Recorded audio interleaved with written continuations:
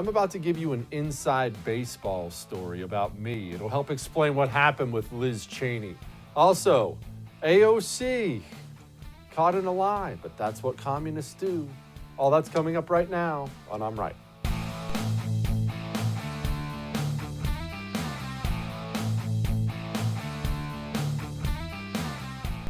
Communists lie. Everybody lies to some extent. Don't lie, kids, but everybody lies. But under communism, they lie. They have to lie. It has to be for everyone. It doesn't work, so everybody is forced to say that it does work. This is how communist systems are. And when I talk about the system in America now, and all the commies we have here, that's what you see. That's what you see all around you. You see it everywhere now. I'm not going to show it to you, but the other day, I just thought of it just before we came on the air. The other day, there was this video up of a woman's track meet. And there was an individual in the middle who was gigantic, clearly not a woman, had made the transition and just exploded off the line and just slaughtered all these other women. And our society, our system now is so broken that you know exactly what that is. I know exactly what that is. You look at that and say, okay, that's unjust. I look at that and say, that's unjust. That's not fair to those hardworking girls who've been working real hard. But you're not allowed to say that in public. I do, because by the grace of God, I work for the First and I'm allowed to say whatever I want. And they've never once, with all the stuff I've said, they've never once told me, don't say that anymore. Avoid this, say this, never once. I get to say whatever I want. That's why I love this channel so much. But you know what it is. You can see the truth, but the system demands, under penalty of public shame, possibly losing your job, almost undoubtedly losing your social media account. The system demands that you lie. You have to lie. You have to celebrate their lies and act like their lies are truth, and don't you dare tell the truth. And that's what we have now. Do you remember the whole Jussie Smollett story? Honestly, I kind of enjoyed it. I still enjoy it. I think it's healthy for us to look back at it because it's freaking hilarious. Now we can learn some lessons from it, and we're going to talk about that in a minute, but let's be honest. That whole thing was freaking hilarious. The Jussie Smollett, he was some actor I've never seen. He was on a show, Empire. I never saw it, but it was apparently a popular show, Empire. And he goes to Chicago. It's freezing in the middle of the night. It was 2 a.m., and all of a sudden makes a phone call to the police that he'd been attacked by two white guys wearing MAGA hats. And of course, they, I think, called him some racial names, according to his statement. And it was just the most unrealistic story ever. Not a single thinking person heard 2 a.m. in Democrat Chicago, and guys are walking around they put a rope on his neck and poured bleach on him, supposedly, and yelled, "This is MAGA country," which nobody talks like that. I don't think I've ever heard anybody talk like that ever. And every single person immediately, it wasn't one of those ones where everyone wanted to wait. Every person immediately heard it and thought, that doesn't seem right. That doesn't hold up. And as you see, he immediately gets a major television interview with Robin Roberts. Pour out your pain, please. While the rest of the country is thinking, this is a lie. Well, apparently we got a repeat of all this. You do remember the AOC emotional video from this week about how she almost died at the Capitol? In case you missed it, here it is. I thought I was going to die. As I'm hiding in this bathroom, hearing these yells of these men, or just just one man, going, "Where is she? Where is she?" I start to look through the door hinge to see if I can see anything. And there's like a door here, and there's like another door here. So I'm like trying to look through two door hinges. And so I look through this door hinge, and I see this white man in a black beanie open the door of my personal office and come inside the personal office and yell again, "Where is she?" I'm so deeply rattled. I'm still processing the end of my life when I come out. And I come out, and this man is a Capitol Police officer. But the story doesn't end. It's a Capitol Police officer. There was no partner, was not yelling, Capitol Police, etc., etc. But then it didn't feel right. It's very touching. My heart is just breaking right now. Except none of that was true. Alexandria Ocasio-Cortez wasn't even at the Capitol building. You see, here's a little map of how DC's laid out. She wasn't at the Capitol building. She was down at the Cannon office building. You see, it's not even right by the Capitol building. It's a little ways away. That was all performance art. That was all emotional manipulation. That was all a lie. And of course her lies got found out because it's more difficult for the commies to lie these days. That's why big tech is so emphatically censoring out people on the right. But she got busted. People realized what she did, and this is how she responded. Was it an apology? No, it wasn't. And pay attention. She says, quote, "This is the latest manipulative take on the right. They are manipulating the fact that most people don't know the layout of the Capitol complex. We were all on the Capitol complex. The attack just wasn't on the dome. The bombs Trump supporters planted surrounded our office too." Which is weird because Representative Nancy Mace, GOP rep, comes out and says, AOC made clear she didn't know who was at the door. Breathless attempts by the media to fan fictitious news flames are dangerous. My office is 2 doors down. Insurrectionists never stormed our hallway. Egregious doesn't even begin to cover it. Is there nothing the mainstream media won't politicize? And no, there's not. And it was funny, we opened up talking about Jussie Smollett. Alexandria Ocasio-Smollett starts trending on social media. If you're not big on social media, you don't realize what's trending so it's the big topic of the day. So she's getting mocked so severely for her lies that, well, she does what communists do. That's what she did. 1, scan your social media to find posts with this misleading information, especially those using the trending hashtag. Don't tweet any hashtags yourself because we don't want to spread them further. Identify any posts that are threatening or harassing and use the built-in report features to flag them for moderators. Facebook and Twitter both have built-in tools for reporting posts and tweets that break the rules. And, well, here's the thing. It's not about AOC. I don't expect you to actually care about AOC. It's not about what happened at the Capitol. It's about this. There's going to be another one of these things. And when I see these things, what I'm talking about is something you see that feels real, right? Do you remember Christine Blasey Ford is a great example. You remember she came out with these accusations and, okay, let's let her testify before Congress. And first we heard she was afraid of flying. Then we found out she was flying all over the place. But she makes her way back there. And she gets up and she gives a testimony when she's talking about what Brett Kavanaugh supposedly did to her. And don't you remember the tears? You remember the tears? And it worked on so many people. So many people I talked to that day said, man, that sounds real. I believe her. It totally sounds real. And it all turned out to be a lie. There's always another way to manipulate you. They're always going to lie. They lied about knowing what to do about coronavirus. They lied about the Antifa, Black Lives Matter, St. George Floyd riots. They lie about everything. They lied about Russian collusion. They lied about what happened on the phone call. AOC lied about what happened in the Capitol building. They lie seamlessly because, well, you have to lie when it doesn't work. And the system is broken.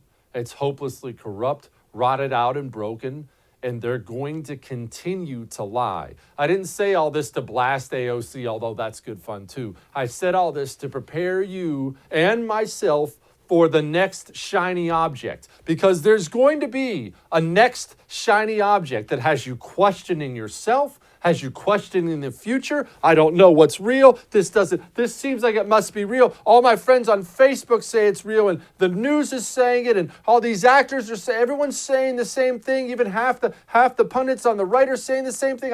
I think I better just go along with it. No. They're always lying to you. None of what you see is real. Remember it. All that may have made you uncomfortable, but I'm right.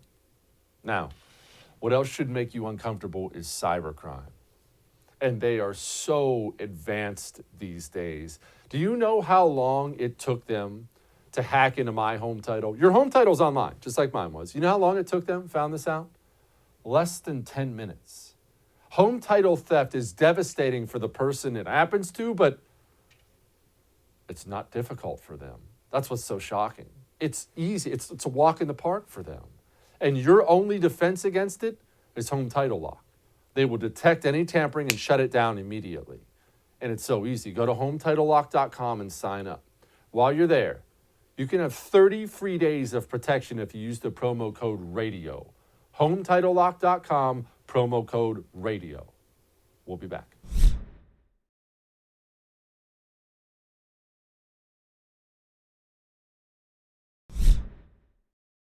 I hear how mad you are. I get up this morning, my email inbox is full of viewers of the show and listeners to my radio show mad that Liz Cheney got voted back in to her position of leadership in the House Republican Conference. She's mega powerful. People find out there's a secret vote. She got voted back in. In case you're wondering, they held a secret vote. It was 145 to 61. Well, people don't know what happened. All they've seen on TV is congressmen, 8 million congressmen out there. Oh, I'm not voting for her. Liz Cheney has to go. She doesn't have the pulse of the party. This has to go. We've got to stop this. I've seen nothing but outrage out there from every congressman, and then they all go behind closed doors and they all vote for her. Well, you want to know what happened? You really want to know what happened? Let me tell you a little story about my favorite subject in the world, me. Here's what happened with me. This is a long time ago, back in 08, 09, 2010, I don't know, I went to community college. I was running in the Tea Party year for U.S. Congress. I was pretty fresh out of the Marine Corps, working construction, not a political guy really at all, more of just a history dork, and got really mad. I ran for U.S. Congress. I'm doing it. I'm running for Congress. I'm going to go do something about all this. And I just jump into the race. And I know you're going to find this shocking, but I was a bit of a firebrand, hard right-wing. I know you're shocked about all this so far, but I was not bad. I was a hard worker at it. I was at every single event you could possibly be at. And for the longest time, because the race wasn't viewed as a winnable race, I was going up against Gabrielle Giffords, well-funded, well-liked. The race wasn't viewed as winnable. So for the longest time, it was only me. I'm at every pancake breakfast out there, American Legion. I'm giving every speech I can get, every Tom, Dick, and Harry, trying to tell people who I am. Well, things started to change. Barack Obama passes Obamacare, really starts scaring the country, and then this wave starts to come, and people can sense it, right? There's going to be this big Tea Party wave. All of a sudden, the race goes from favoring Democrats to toss-up. Could go either way. The powers that be paid attention to such things. And John McCain, who was obviously very much alive and a U.S. Senator back then, swung a big stick in Arizona. He really ran things there with the big political money and whatnot. John McCain and the powers that be in Arizona, they had their own guy. He was a state senator there. Good dude. Don't look him up and send him hate mail. He was a good dude. There's nothing wrong with him. But he was more of an establishment type. And they say, hey, you go run. Forget about this Kelly guy. No one knows him. You go run. He jumps in the race, and they chuck just a boatload of money at him. And I'm mad. And I'm a bit short-tempered back then. I've certainly taken care of that now, but I'm a bit short-tempered. And it got so bad, I stood up on stage. I'm a nothing nobody, right? And I endorsed John McCain's primary opponent against him. Obviously, this word gets back to John McCain. Hates my guts. They go all in against me, the establishment types. I crush them. I win the primary. Fast forward, few weeks later. After I got done winning the primary, I'm out of money, and you have to have money to run for office in politics. You just do. When people call you asking for money, they're not pocketing it. Well, some of them might be, but that money is going to the TV commercials and stuff like that to win elections. I didn't have any of it. Gifford's had a boatload of it, and she's just killing me on TV. You know, Jesse Kelly's the Antichrist type thing. And McCain hates my guts. Go back to D.C. I'm trying to raise money in D.C. Get word that John McCain wants to meet me. I just figured he's going to chew me out, but it never hurts. Go sit down with him. I go have a private meeting with John McCain. Just he and I. It kicks everyone else out of the room. And I realize that if you're watching me, you probably don't like John McCain. He's very unpopular in Republican circles. I get that. I don't care. I'm telling you how it is. We went and sat down, and he was crass, cussed, rude, inappropriate, and I love the guy. And I was the same way, and he loved me too. And he just had that old Navy sailor thing, and we just got along. And after an hour, he decided, I like this kid. Let's get him some money. And so the next day, I can't emphasize this enough, the next day, not the next week, not the next month, the next day, huge checks from people I'd never met before started showing up in my campaign inbox to help fund my campaign. People making campaign donations to me. Why? Because John McCain said so. And he then turns around and on his own starts doing TV commercials on my behalf in my district. So what am I telling you? Let me ask you this. I ended up losing that race by 4,000 votes. It was super close. They had to recount it for a week. It was legitimate, don't worry, but I lost the race. But let's say I won. Let's say it was 4,001 going back the other way and I won. And John McCain was up for some leadership position. Maybe he'd done something dumb or controversial, which he often did. Do you think John McCain could have picked up the phone after doing that for me and said, Jesse, need you to back me on this one? Do you think I would have told him no? Do you? I don't think I would have. I mean, if it's a big violating my principles vote, yeah, I would have told him no. You know how I am. If it's a put him back in a position of leadership vote, I don't think I would have. You want to know about Liz Cheney and why these things happen and how these things happen. Liz Cheney is a Cheney. She's political royalty. You view her as this, you probably view her as this rhino, Trump hater, completely out of touch, all the bad things you want to say. And I'm not arguing with you. All that stuff's probably true. But you know what else Liz Cheney is? Somebody who's stored up a lot of favors.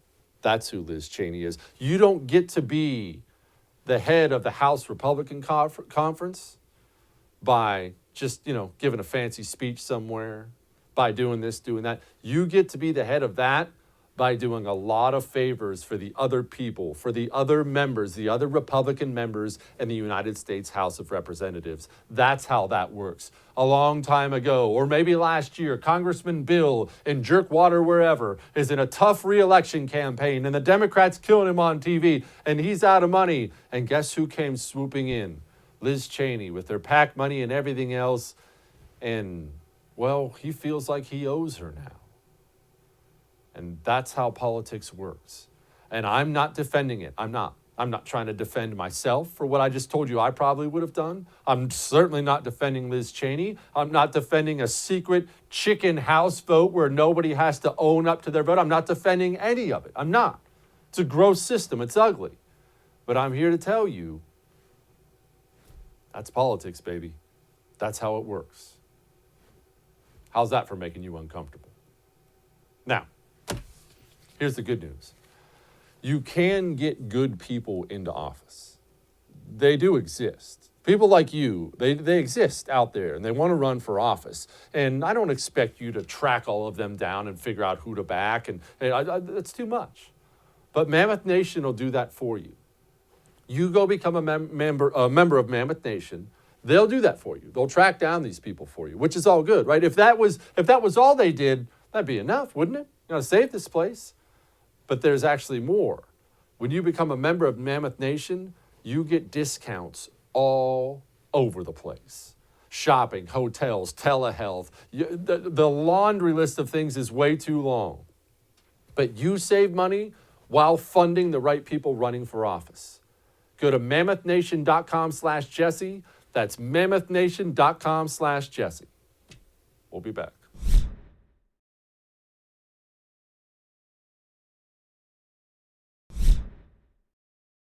Well, I'm not sure there's a more detestable human being in all of politics than Adam Schiff, and I realize that is actually saying something. For some reason, he doesn't get the publicity for being a world-class scumbag like he is, and if you want to know just how bad Adam Schiff is, Black Lives Matter doesn't even like him. Quote, BLM leaders slam Adam Schiff, urge Newsom not to appoint him as California Attorney General. The not-so-secret secret out there is Schiff is lobbying heavily to be California's next Attorney General. Joining me now to talk about that is Jennifer Kearns, host of All American Radio with Jennifer Kearns. Jennifer, tell people about Adam Schiff who don't know about Adam Schiff.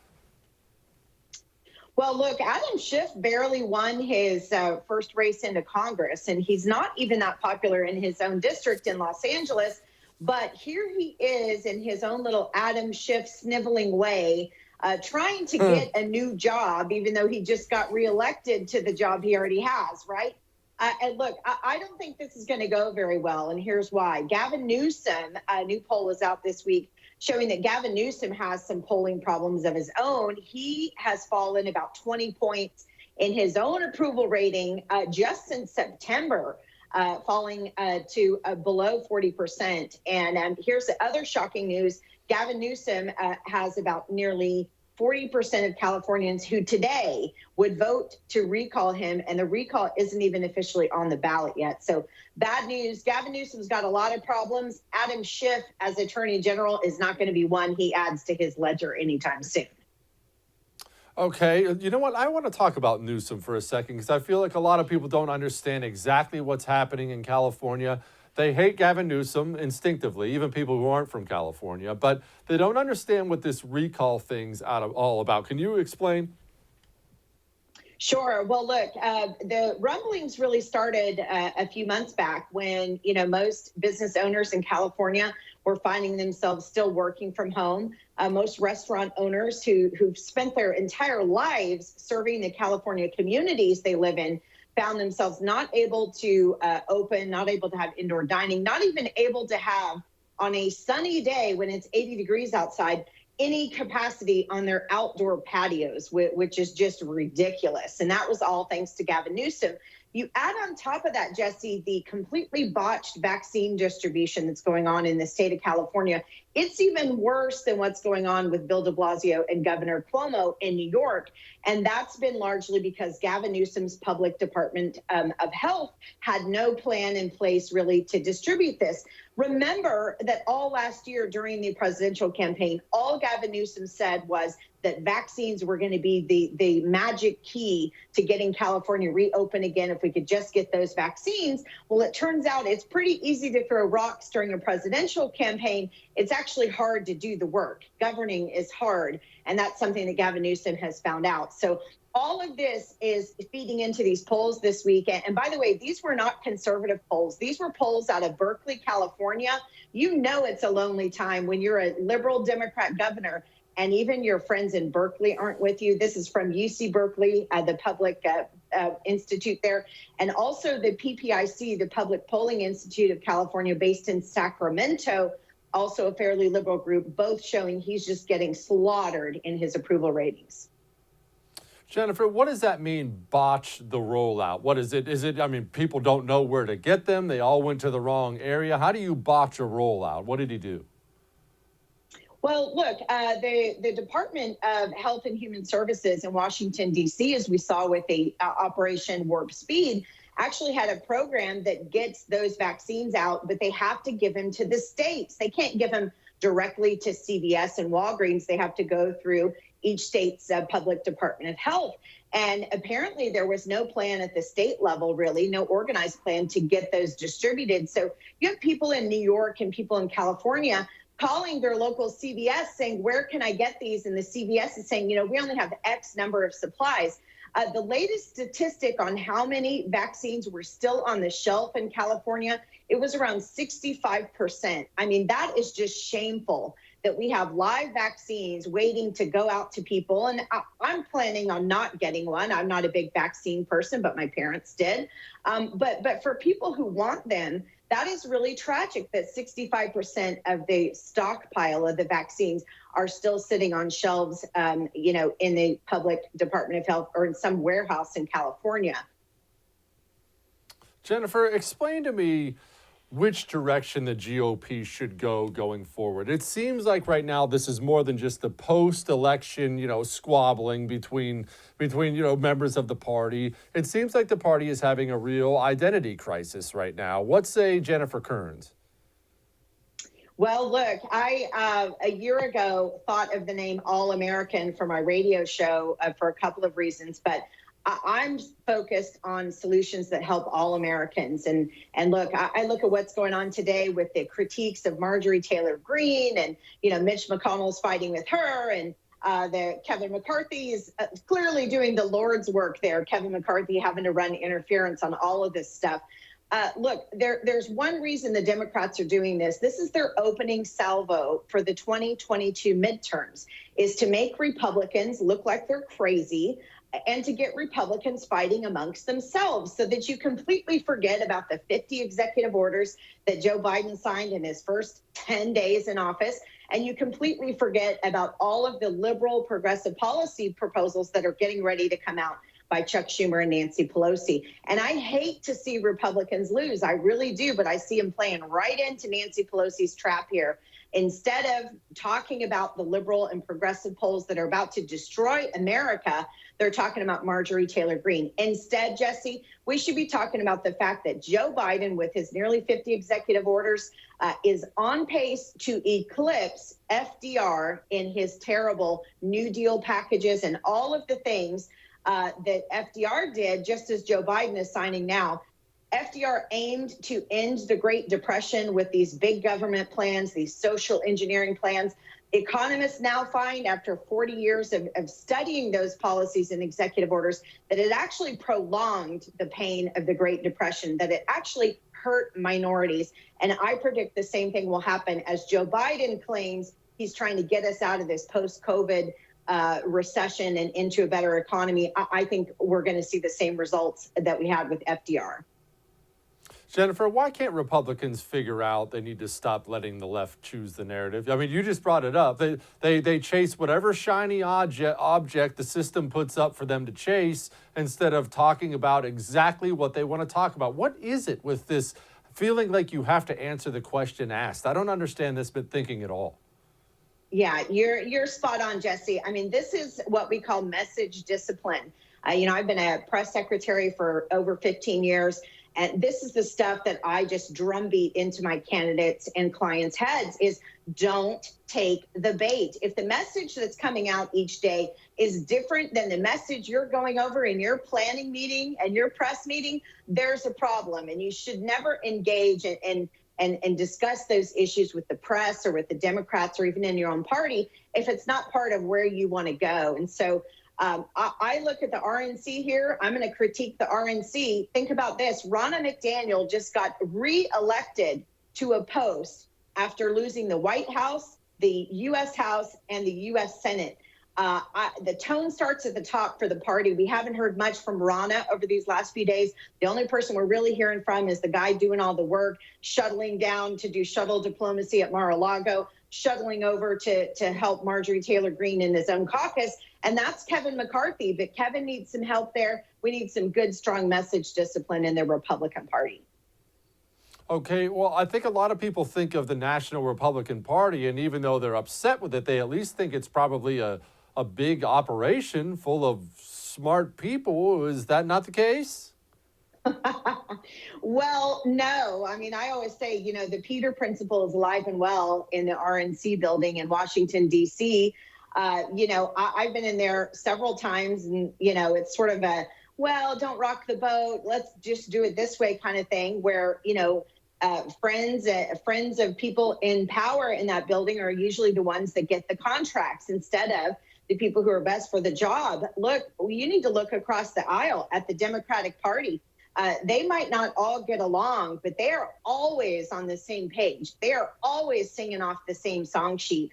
And I get envious of that as someone who's been a communicator, especially in blue states and tough states. I know that you can win. The last campaign I lost was over 10 years ago because I hated losing so badly. I said I would never do it again. And I hated having to tell the client and his wife that he lost. And I said I would never do it again. And so there's some good, strong communicators in the party, and we need to be bringing them into the RNC. We need to sort of overhaul the RNC and how they manage their contracts there, because the best people aren't necessarily in that basement in the RNC doing the communications work.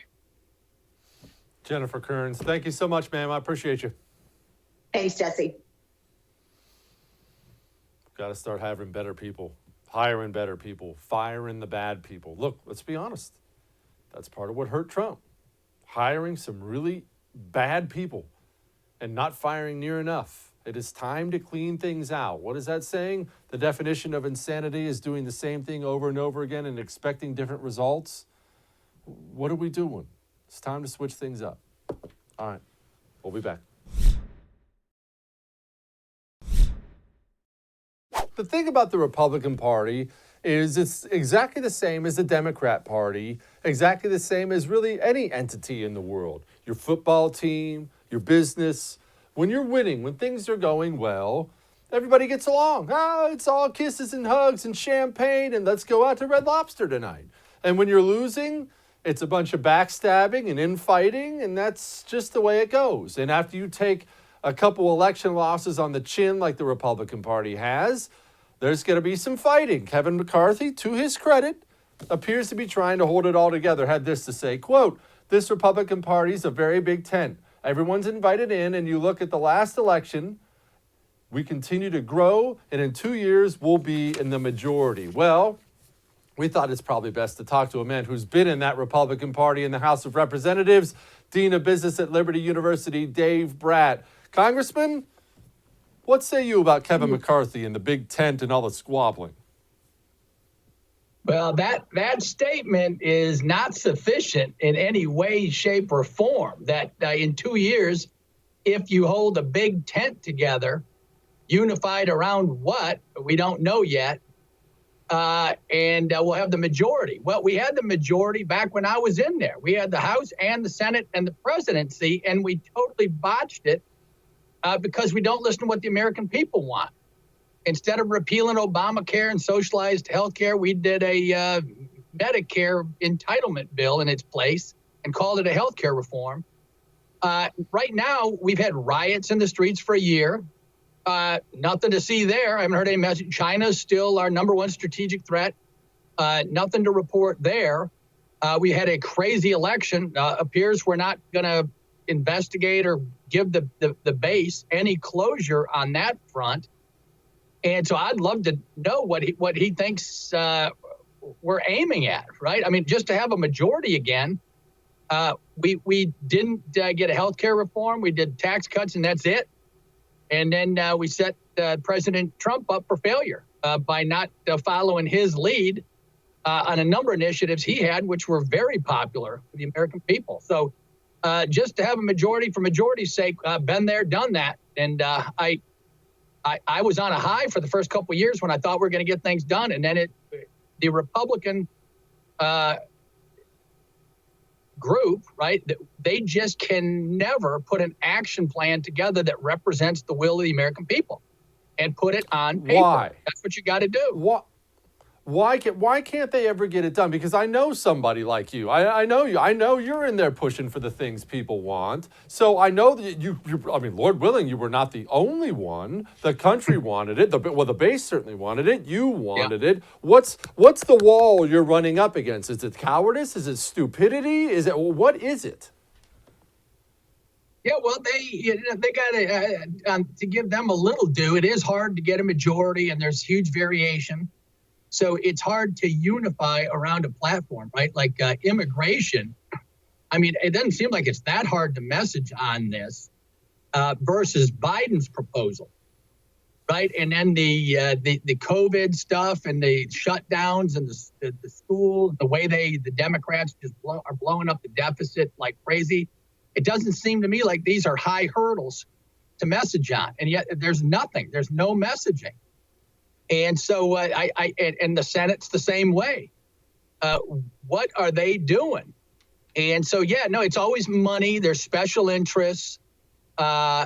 Immigration cuts to the heart of low wages for the big firm, and the big firms always win, time after time after time. Right. And so you just go down the issues where the American people want to see some action, deficit reduction. It's easier to give away candy than eat spinach. Right. And ask for some discipline. Education is a disaster in the country. But we're not taking the fight to any of these issues right now. We're just I don't know really what they're messaging on. If you ask yourself, what is the Republican caucus message right now? It's just, let's just win in 2 years. Okay, that's it. No, it's true. And like you pointed out, we had the House, Senate, and presidency, and we got tax cuts. And I mean, tax cuts are great. I'm all for tax cuts, but people were clamoring for things for a year. I'll never forget, they passed, 7 Obamacare repeals under Obama when they knew he'd veto them. And the second we get everything back, we didn't get an Obamacare repeal. It just, these type of things have me worried we're going to see a third party. And as mad as I get at the GOP, I don't want that because it means Democrats are going to get elected forever. But I don't think they realize the level of anger at this ineptitude out there. Yeah. Well, and the two we just went over, right? Healthcare, the biggies wanted it because it puts more costs on the federal government and the taxpayers and minimizes the cost for the big firms and the establishment firms, right? Which we gave away by going along with Obamacare, right? We lost healthcare sector, which makes it very hard as a Republican to get elected when you've already lost higher ed and the deep state and all the agencies, et cetera. And then you lose health care. And then secondly, the tax cuts, again, the establishment big firms said yes to that. And so that's why it happened.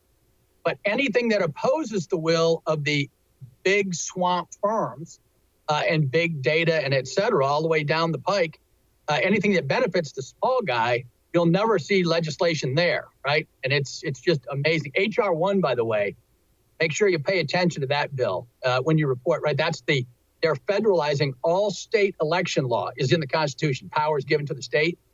H.R. 1, the first bill out of the chute from the Democrats, federalizes all of it, allows mail-in ballots, no chain of custody, everything that went wrong here in the last one, they're codifying it in law.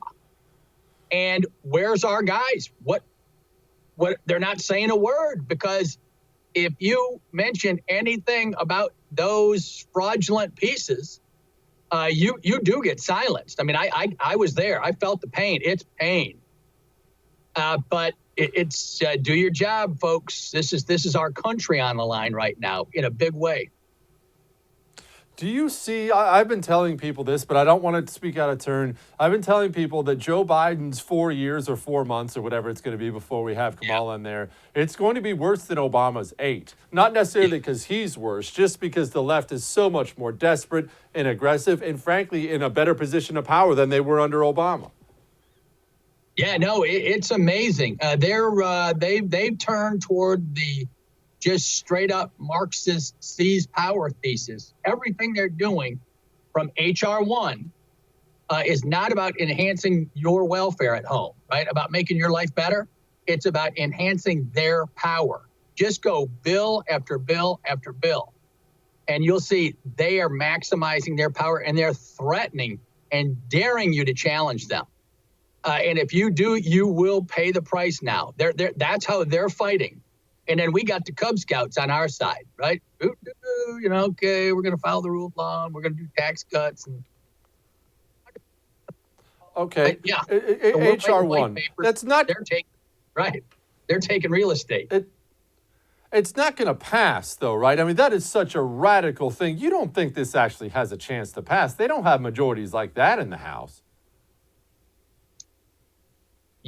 Yeah, in the House it will pass, and then thank goodness. I am amazed in the Senate. the vote threshold, thanks to Manchin in West Virginia, is still 60. Right. And so the Senate rules and tradition, they're supposed to be the deliberative body. And so to get to cloture, they need 60. And Manchin believes in that and thinks he ought to debate things and has some bipartisan work. So he's the most powerful guy in D.C. right now. And he's a good man. That guy is I knew him a bit up there. What a good guy. Education. You brought up education. And I see parents all over the country because of this coronavirus insanity, yanking their kids out of school, doing homeschooling, doing private schools. I say this is a big win for coronavirus. Yeah, no, it's stunning. And what it's being used for, you'll think I'm making this up, but Virginia DOE news article yesterday, Department of Education, Virginia, same thing on high. If you differ with the new trans policy coming out of the Democrats, they're threatening to take your kid out of your home, not out of your school. And I can shoot you the link. Right. And so, that'll clear your sinuses. Oh, man, we are in trouble out That's here. education. Dave, Brad, thanks. You bet. Thank you, Jussie. You got it. Thank you, Dean. I appreciate you. Anytime. Scary times, folks. Scary times. All right. We'll be back.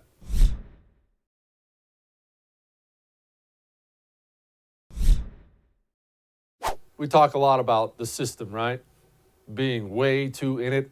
How many people are way too in it? Look, you and I are in it. You can't help it. It's all around us. It's all the same message. Everybody's sending the same message out everywhere you turn, and it's tough to resist that. But it really is shocking what lemmings some people are. Just thoughtless lemmings. I saw this reaction from Shepard Smith to some people just choosing not to wear a mask, out enjoying themselves, and man, did this not say it all? We all fantasize about a time when we won't have to wear the masks anymore. It's not now. But some at a supermarket in Florida appear to have decided that the time is now. Look at this. This was the scene at Oaks Farm Seed and to Table Market in Naples today. NBC's Sam Brock took this video, which went viral. It looks like it was taken pre-pandemic, right? Most customers and employees not wearing masks at all.